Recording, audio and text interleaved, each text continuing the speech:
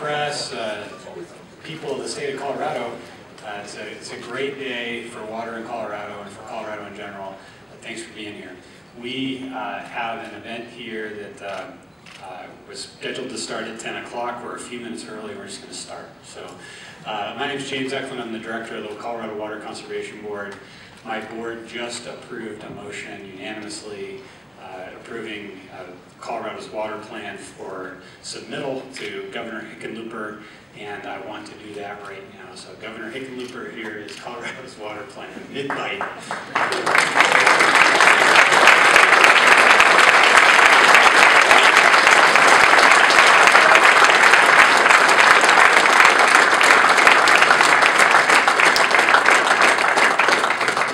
On this day, November 19, 2015, ahead of schedule, under budget, and in full compliance with Executive Order D 2013-005, it is my great honor and privilege to accept Colorado's first ever water plan.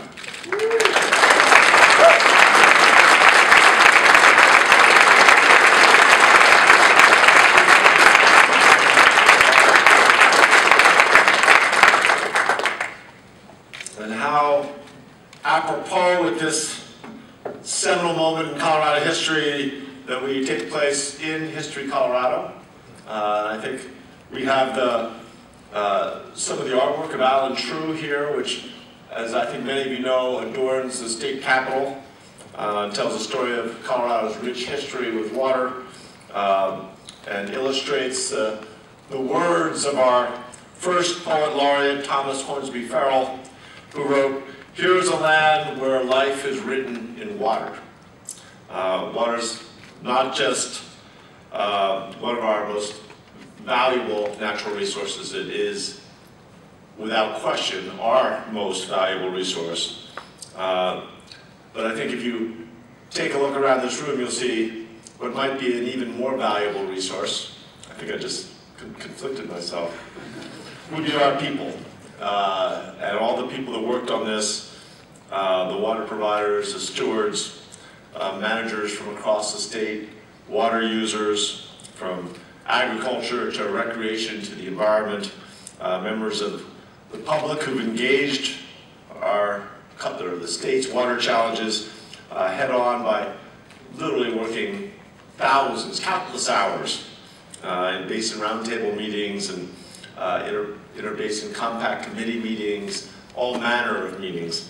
Obviously the Colorado Water Conservation Board, and also the tireless staff. And I want to make sure that James Eklund and all his team gets full credit. So can we give the staff and all the commissions and all the committees a round of applause?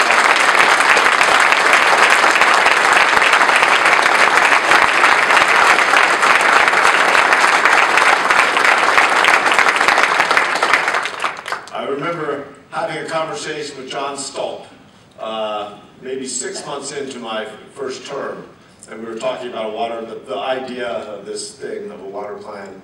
And really I think it's fair to say that, that John Stolp and James Eklund and Mike King, there's kind of a little concert of folks that back there in the beginning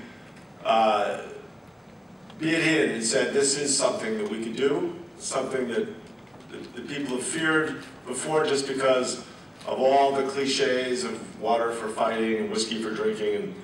And clearly, Colorado is a state that could do things like this differently than just about anywhere else in the country.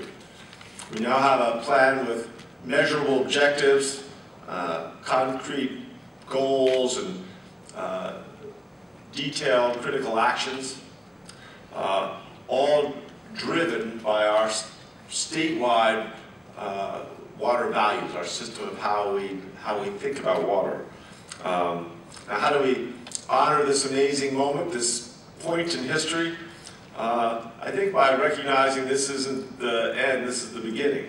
And now we all share the responsibility of implementation, of taking all this work and making sure that it is transformed into meaningful action. And I think within this, we have to recognize that time is of the essence, my lawyer friends say, that we've got to get right to work.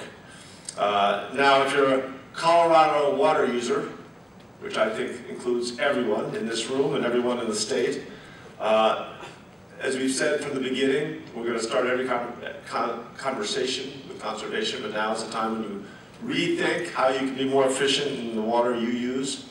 My son and I, last night, discussed length of showers. You think that that's, not applicable and missing the point, but I do think the cultural shift is underway. And I think those conversations and everyone looking at how they can use water more efficiently is critical, and it is applicable. Those who've been engaged in working on plans, keep it up. That effort, that ripple will spread, that effort will grow. If this is the first time you're hearing about conservation, get engaged. There are lots of different ways. Now, if you're a legislator, now is the time to prepare bipartisan and collaborative legislation that's going to allow us to make progress on achieving the plan's measurable objectives and to make that legislation in this upcoming session. If you're a water manager, now is the time to think regionally and holistically, right, as from the perspective of the whole system, about how to operate and integrate your systems for statewide benefit. And that can take any of 1,000 forms. If you're in agriculture, now's the time to help us pursue market-driven alternatives to the traditional buy and dry sales that, we need new systems that are going to be able to create agility in the market so that